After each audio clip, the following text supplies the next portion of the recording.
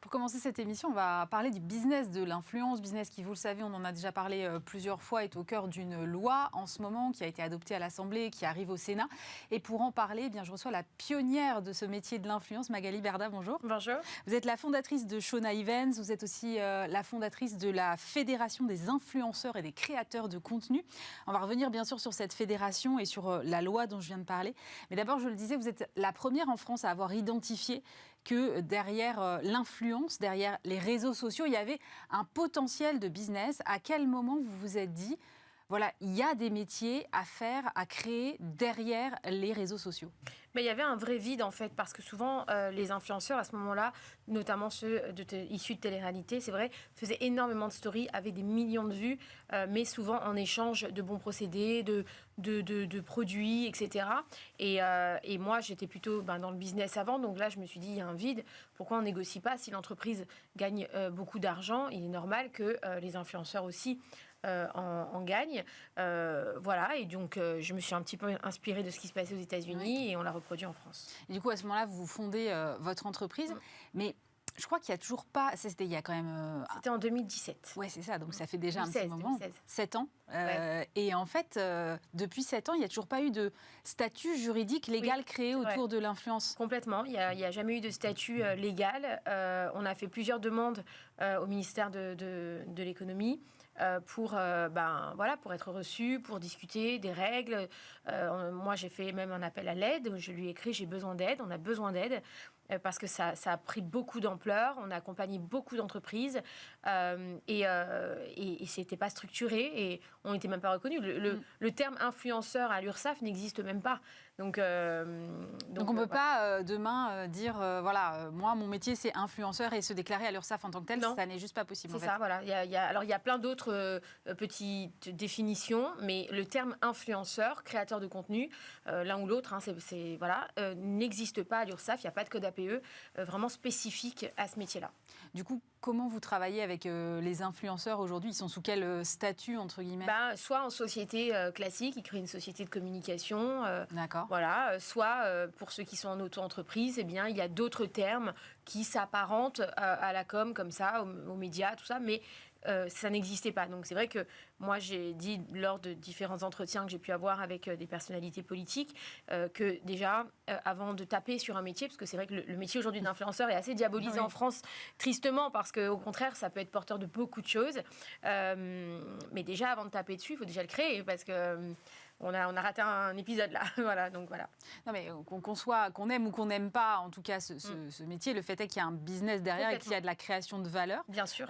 Aujourd'hui, on parle effectivement, vous le disiez, des dérives. Est-ce que vous, il y a des choses qui vous avez déjà alertées, sur lesquelles vous étiez dit déjà, à un moment, tout ça prend trop d'ampleur, on est dépassé? Bien sûr, déjà en 2019, alors la première fois c'était en 2018, où on s'est fait avoir sur un site, par exemple, qu'on a promotionné et donc on s'est dit mince, mais comment en fait il faut contrôler ça parce qu'en fait on a pris sur le tas, donc on a créé un service juridique où on a pris des juristes. Quelques temps après, on se rend compte que finalement les gens qui sont malveillants sur Internet, ils sont bien plus puissants que ce qu'on peut penser. Donc on va accompagner les juristes d'avocats. Donc on a renforcé les équipes juridiques avec des avocats, avec des audits. Et puis petit à petit, on a évolué. Après, on a carrément arrêté certaines promotions parce qu'on s'est dit ça, c'est que des nids à problème, c'est que des soucis. Typiquement, il y a des secteurs sur lesquels vous n'allez pas? Typiquement, oui. Alors, par exemple, l'alcool, nous, on n'y est jamais allé. Les cigarettes électroniques, on n'y est jamais allé. Le dropshipping, on y est allé, mais on a reculé après et on s'est dit, c'est un nid à problème. Voilà, et c'est triste parce que, c'est triste, c'est bien, mais c'est une belle évolution, un beau métier qui est porteur d'économie pour plein d'entreprises et qui permet à toutes les petites entreprises de démarrer et de se lancer. Mais il y a eu effectivement des inconvénients dans la mise en place de ce métier. Vous étiez hier auditionné au Sénat, justement dans le cadre de cette fameuse loi pour mieux réguler, mieux encadrer l'influence. Qu'est-ce que vous avez dit aux sénateurs? la vérité, tout ce que je pensais. Ils m'ont demandé, ils m'ont posé plusieurs questions sur mon parcours, sur ce que je pense par rapport au réseau, par rapport aux jeunes, par rapport à cette loi. Est-ce qu'il manque quelque chose? Est-ce que j'ai trouvé la démarche du Sénat vraiment bien parce que j'ai pas ressenti la même chose avec ceux de l'Assemblée nationale. Au Sénat, je les ai trouvés. Il n'y avait pas d'histoire d'amalgame, il n'y avait pas d'histoire de... Il y a des polémiques, il n'y a pas de polémique, c'est factuel, il y a ça. T'es très focus sur la loi, quoi. Oui, et puis, tu as un parcours, tu as une expérience. Nous, on veut savoir, par rapport à l'expérience que tu as sur le terrain depuis 7 ans, ce qui se passe, ce que tu penses, ce que tu conseilles, est-ce qu'il manque quelque chose. C'était vraiment utile. Et c'est ce rendez-vous-là, bizarrement, que j'attendais peut-être depuis des années.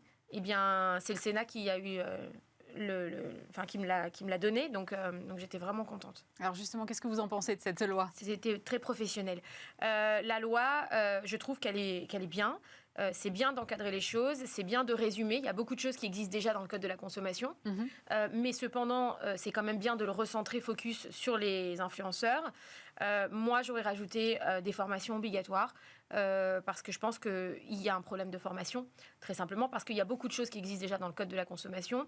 Mais on ne va pas se mentir, les influenceurs, même moi, même les agences, ne connaissent pas forcément tous les points du Code de la consommation par cœur, puis la publicité, puis il y a plein de choses. Donc, c'est très bien de recentrer une loi sur les influenceurs, mais il manque cette formation qui va pouvoir être en continu, parce qu'Internet est un milieu et un monde très grand, très vaste, qui va vite, où les mauvaises idées vont bien plus vite que la normale. Et pour pallier à ça, il faut former et alerter aussi. Je pense qu'il faut créer des alertes aussi, des suspicions de fraude. Attention, ce secteur-là, par exemple le dropshipping, typiquement, si on avait été accompagné, les CPF, c'est pareil, il nous manquait peut-être des infos. Quand on a eu les infos, après, mais on voit qu'il manque quelque chose. Donc, et c'est sur le marché entier. Je pense que c'est trop facile de dire non, mais nous, on n'a pas fait ça. Non, mais vous n'avez pas fait ça, mais vous avez fait d'autres choses pas bien. Nous, on a peut-être fait d'autres choses pas bien. Tout le monde a fait quelque chose de pas bien. Vraiment, faut pas se taper dessus. On est là pour construire et pour avancer tous ensemble.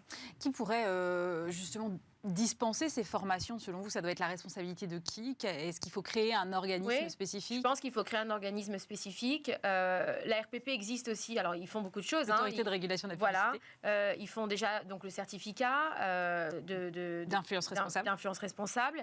Alors, on le passe une fois, mais en fait, à mon sens et par mon expérience, je pense que ce n'est même pas suffisant parce que, encore une fois, on a vu ce phénomène de dropshipping, après ça s'est arrêté, après il y a eu les paris sportifs, ça s'est arrêté, après il y a eu la NFT, après il y a eu le trading, après il y a eu le CPF, et dans 6 mois, il y aura autre chose. Donc en fait, on va faire passer un certificat à un influenceur, mais sur Internet, c'est rempli de personnes malveillantes qui ont des idées qui vont bien plus vite que la lumière. Donc, il faut constamment les accompagner. Ce n'est pas une fois, c'est constamment. Donc, je pense qu'il faut créer une autorité spéciale pour les influenceurs parce qu'ils sont nombreux aujourd'hui et que ça a un impact énorme. Chaque erreur peut avoir un impact énorme. Donc, il faut contrôler ça et il faut vraiment être dédié aux influenceurs. Comme le fait la RPP avec la publicité télé. Quand vous vendez une publicité à la télé, elle n'est pas diffusée tant qu'elle n'est pas validée par la RPP. Ça prouve bien qu'il y avait des choses à faire, parce que sinon, ils ne seraient pas derrière eux. Je pense que les influenceurs, il faut aussi avoir quelqu'un comme ça qui nous bride et qui nous aide. Je vous ai écouté, moi, hier au Sénat, et il y a quelque chose que j'ai relevé dans ce que vous disiez, c'est que vous étiez pour aller jusqu'à une radiation en cas de faute répétée. Vous pouvez expliquer ce point? Je pense que si on forme les influenceurs, qu'on leur apprend, parce qu'un influenceur, c'est une personne qui vient de tout milieu, qui vient, et c'est ça aussi qui est joli, c'est la diversité, c'est que les réseaux sociaux, c'est la diversité, il y en a pour tout le monde, il y a de tout, il y a des bacs plus 10 comme des non-bacs, il y a vraiment de tout, et donc il y en a qui ont des connaissances plus fortes que d'autres, et c'est pas un jugement, parce qu'au contraire, c'est ça qui est magique, et c'est ça qui est fort. Mais je pense qu'à partir du moment où une personne est formée à les informations, et est encadré, mais ne respecte pas les règles, eh bien oui, 1 fois, 2 fois, 3 fois, après, les plateformes, il faut qu'elles rentrent en jeu et qu'elles disent que cette personne est dangereuse pour les gens et pour les consommateurs. Et je pense que c'est là où il faut un lien entre les plateformes et les autorités et les agences et les influenceurs. Aujourd'hui, il y a une coupure entre ces mondes-là. Il y a des clans qui se sont créés. Alors, il y a les créateurs de contenu à gauche, les influenceurs à droite, ceux qui ne veulent pas s'appeler influenceurs, les agences qui se disent éthiques et qui jugent les autres qui ne sont pas éthiques alors que finalement, ils ne se connaissent même pas. Et je pense que ça ne va pas. Et c'est triste parce que ce métier-là, il est beau. Il apporte plein de choses sur plein de domaines. Et il faut arrêter les cases. Et c'est malheureusement un peu le problème en France, c'est qu'on a tendance à mettre tout le monde dans des cases. Et il faut avancer, être solidaire et se dire que quand il y a des mauvais élèves qui font exprès, eh bien, il faut les radier. Et comme ça, au moins, le métier n'est pas entaché. Voilà, c'est tout. C'est pas plus compliqué que ça, en fait. C'est comme un petit peu la police. Dans un état normal, il y a la police, il y a des règles, il y a des condamnations. Enfin, voilà. Sur Internet, il faut le créer, tout ça. Voilà. Quel est justement votre rapport avec les plateformes aujourd'hui ? Comment est-ce que vous dialoguez avec elles déjà ? Parce qu'il faut effectivement, si on va jusqu'au point que vous défendez, il faut pouvoir impliquer les plateformes. C'est difficile parce que vous avez dans telle plateforme une personne qui ne vous aime pas, donc elle ne veut pas vous recevoir. Mais manque de bol, on représente quand même des millions de followers, donc c'est inconscient de ne pas nous recevoir, c'est dangereux. Donc vous avez l'autre qui a écouté les polémiques de un tel, donc ils ne veulent pas vous recevoir. L'autre, elle vous aime bien, donc elle vous parle. En fait, on n'est pas dans une cour de récréation. Il faut arrêter. Le monde de l'influence, c'est pas une cour de récréation. Il faut arrêter de faire des trucs, des tribunes où on va taper sur l'un, taper sur l'autre. Non, c'est pas comme ça que ça marche. Et je pense qu'il faut être bien plus intelligent que ça et que chacun doit prendre ses responsabilités. Je pense que tout le monde a fait des choses bien et des choses moins bien, peut-être sans la volonté de le faire. Et moi, la première, et certains aussi, et d'autres aussi. Mais c'est trop facile de jeter en pâture une personne et de dire c'est eux là-bas, allez, eux, on les sort. La télé-réalité, ils sont bêtes, on les veut pas. Mais la télé-réalité rassemble aujourd'hui des millions de followers. Donc ces millions de followers, faut les considérer. C'est des gens quand même à prendre en considération. Il faut arrêter de prendre de haut tout le monde. Et voilà. Et c'est ça, je pense, qui gâche notre métier. D'ailleurs, j'ai vu hier, quand j'ai fait mon intervention au Sénat, il y a eu des tweets, par exemple, de la directrice de l'UMIC à mon égard. Elle n'a pas été filmée, pas filmée. Moi, j'ai été filmée. On s'en fout, en fait. On est tous là pour avancer, on est tous là pour monter et pour faire les choses bien et propres. Et c'est tout. On n'est pas là pour... je la connais pas et je suis pas là pour la juger. Et j'aurais aimé que on me juge pas non plus sans me connaître. Mais bon, voilà, c'est comme ça. Justement, sur toutes ces polémiques, il y a des choses que vous regrettez, où vous dites, là, peut-être j'ai été trop loin, ou là, j'ai pas bien fait attention, ou là, j'aurais dû faire peut-être différemment. Est-ce qu'il y a des choses que vous avez envie de changer, en tout cas dans ce business aujourd'hui ? Regretter, non, parce que je pense qu'on a vraiment fait du maximum et du mieux qu'on pouvait pour faire les choses correctement. Et d'ailleurs, on s'est autorégulé et c'est difficile de se réguler seul parce que quand on n'a personne qui vous aide à côté, quand on fait des appels à l'aide aux autorités et qu'on ne vous répond pas et qu'on ne vous donne pas l'heure ou alors qu'on ne vous calcule pas et que 2 ans après, on se réveille en disant « Oh là là, il y a un drame aux influenceurs ». Ah oui, mais si vous nous aviez répondu en temps et en heure, si vous vous étiez occupé de nous quand je vous l'ai demandé, peut-être qu'on aurait pu éviter tout ça. Les responsables, c'est qui finalement ? C'est moi ? Non, parce que moi, j'ai alerté, j'ai demandé. Donc regretter, non. Par contre, évoluer, oui, bien sûr, il faut évoluer. Il faut, et c'est ce qu'on demande, je pense, tous, toutes les fédérations, tous les influenceurs, du moins la majorité. Et puis ceux qui n'ont pas envie d'évoluer, qui n'ont pas envie d'aller dans le droit chemin, il faut qu'ils en payent les conséquences. Il n'y a pas de sujet. Voilà. Sur ces évolutions, vous avez donc monté une fédération qui est la Fédération des influenceurs et des créateurs de contenu. Est-ce que déjà vous pouvez peut-être expliquer la différence entre les deux termes pour ceux qui ne seraient pas familiers avec ces terminologies ? Je vais être très très transparente avec vous. Pour moi, il n'y en a pas. Je les ai marqués pour une question d'ego pour tout le monde parce qu'apparemment, il y en a qui veulent s'appeler créateurs de contenu, d'autres qui sont d'accord de s'appeler influenceurs. C'est juste pour dire cette fédération, elle est ouverte à tout le monde. Voilà, qui que vous soyez, nous on n'est pas là, moi je suis pas là pour dire toi tu viens de tel milieu, t'es éthique, t'es propre, c'est-à-dire t'es politiquement correct, on va te prendre avec nous. Toi, t'es un peu mal vu parce qu'il y a des polémiques, toi on ne veut pas. C'est pas comme ça qu'il faut faire parce que les réseaux sociaux sont remplis de polémiques. On les arrêtera pas. Les réseaux sociaux sont remplis de malheureusement ça c'est encore un autre problème qu'il faut gérer avec les plateformes. Mais je pense que ce qu'il faut penser c'est que ces gens-là, quel que soit le milieu d'où ils viennent, quelle que soit leur façon de faire, ils ont des millions de followers et ils ont des millions donc de consommateurs. Et donc pour protéger les consommateurs, il faut les accompagner, il faut les aider. Donc moi, c'est créateurs de contenu et influenceurs. vous êtes les bienvenus, c'est la même chose. Nous, on est juste là, la fédération elle est là pour les accompagner, leur donner les règles, leur répondre, leur donner un service juridique, pour les conseiller, pour leur dire ce qu'ils ont le droit de faire, pas faire. Et c'est comme ça qu'on va protéger les consommateurs et qu'on va se protéger nous-mêmes d'ailleurs. Donc voilà, et c'est juste la différence entre les autres, l'autre fédération, c'est que moi, je suis pour la régulation, pour tout le monde, et pour dire... On est censé être tous ensemble. On vient pas tous du même milieu. On n'a pas tous les mêmes... mais c'est pas grave, en fait. À la fin, vous faites tous le même métier. Ouais, à la fin, on fait tous le même métier. Et il faut se tendre la main et il faut avancer. Encore une fois, peut-être que nous, on a fait du dropshipping en 2018, en 2019. Eux, non. Mais peut-être qu'eux, ils ne mettaient pas le hashtag sponsorisé en 2019 et nous, on le mettait. Donc, on prévenait les consommateurs qu'on était payés. Donc, vous voyez, chacun a fait des trucs plus ou moins bien. D'autres ont fait des jeux de casino. Nous, non. Donc, voilà, et je suis pas la police. Voilà, je tape sur personne. Je dis juste, si vous avez envie d'aller dans le bon sens, eh bien... nous aussi, et on est là pour s'entraider. Sur la régulation, il y a un secteur qui est interdit dans la loi, c'est le secteur de la chirurgie esthétique. Vous êtes en accord avec ce point ? Complètement. Alors, moi, j'ai été accusée de prôner la chirurgie esthétique. Alors, j'ai jamais fait de publicité pour la chirurgie esthétique. Alors, je fais bien la différence entre, par exemple, une injection, c'est pas de la chirurgie, c'est de la médecine, et la chirurgie, c'est une opération. La chirurgie esthétique est totalement interdite, la promotion du moins. C'est pas parce que j'ai fait des plateaux télé où j'ai dit qu'à 40 ans, j'assumais avoir fait de la chirurgie esthétique que je fais de la pub pour un chirurgien ou pour de la chirurgie esthétique. Ça, c'est juste... voilà. Mais encore une fois, il y a des amalgames, etc. Et bien sûr que la promotion de la chirurgie esthétique est interdite. Et Shona Evans n'a jamais passé aucun contrat, n'a jamais encaissé un seul euro, ni négocié une opération gratuite en échange de promotion. Voilà. Ça, c'est une certitude et c'est concret. Donc, il peut y avoir tous les contrôles qu'il peut y avoir. Il n'y a aucun souci là-dessus. Donc bien sûr qu'il faut aller là-dedans. Je regarde aussi un peu ce qui se passe à l'étranger et j'avais le sentiment, mais peut-être vous allez me dire le contraire, qu'il n'y a pas de réglementation équivalente à l'étranger. Comment est-ce qu'on va faire quand on devra gérer des influenceurs étrangers qui pourront faire la promotion de produits qui, en France, sont interdits pour les influenceurs français ? On va s'adapter, on va se renseigner auprès des avocats, on va poser des questions et on fera ce qui est possible de faire. On s'adaptera, voilà, si c'est possible, on le fera, si c'est pas possible, on le fera pas.